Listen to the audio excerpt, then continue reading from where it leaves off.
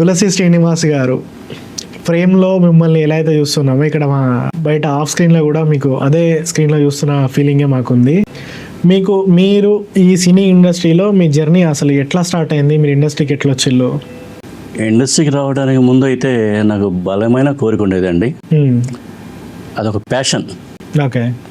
మనకి నిద్ర పోనిచ్చేది కదా ఒక రకంగా చెప్పాలంటే. ఎట్టయినా సరే ఇండస్ట్రీలోకి మనం ఎంటర్ అవ్వాలి, ఆన్ స్క్రీన్ మనల్ని మనం చూసుకోవాలి, ఓకే, ఒక సెలబ్రిటీ అవ్వాలనే కోరిక అయితే బలంగా ఉండేదండి. అసలు కాలక్రమేణా అది జాబుతో ముడిపడి ఉండటం వలన కుదిరేది కాదు. అసలు అటు జాబా ఇటు ఇండస్ట్రీనా ఏది అనేది కొంచెం కన్ఫ్యూజింగ్లో ఉండేవాడిని. నిరంతరం వర్క్ చేస్తూ ఉండేవాడిని, అయినా కానీ ఇండస్ట్రీ వైపు వెళ్ళాలని కోరిక ఉండేది. ఎప్పుడు ఉండేదండి ఇండస్ట్రీలోకి రావాలన్న కోరిక? నాకు ఎప్పటి నుంచి ఉందండి, చిన్నప్పటి నుంచి. ఒక్క మాట చెప్పాలంటే నేను స్కూల్ డేస్ నుంచే ఉండేదండి. అసలు నాకు బాగా ఇన్స్పిరేషను మా గురువు గారు.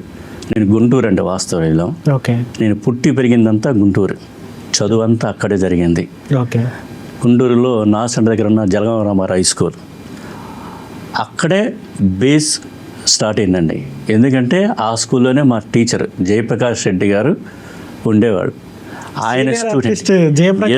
జయప్రకాష్ రెడ్డి గారు నేను స్టూడెంట్ని. ఆయన మాకు స్కూల్లో లెక్కల మాస్టర్, మ్యాథమెటిక్స్ చెప్పేవాళ్ళు.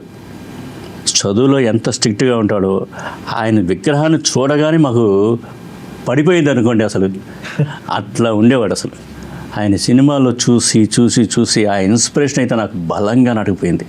ఆ విధంగా నాటికలు చేయటం, ఇవన్నీ వేయటం, కాలేజీ డేస్ కానీ మొత్తం కూడా ఎట్లయినా సరే ఎప్పటికైనా సరే మనం ఆయనలాగానే ఆర్టిస్ట్ అవ్వాలనే బలమైన కోరిక అయితే ఉండిపోయింది.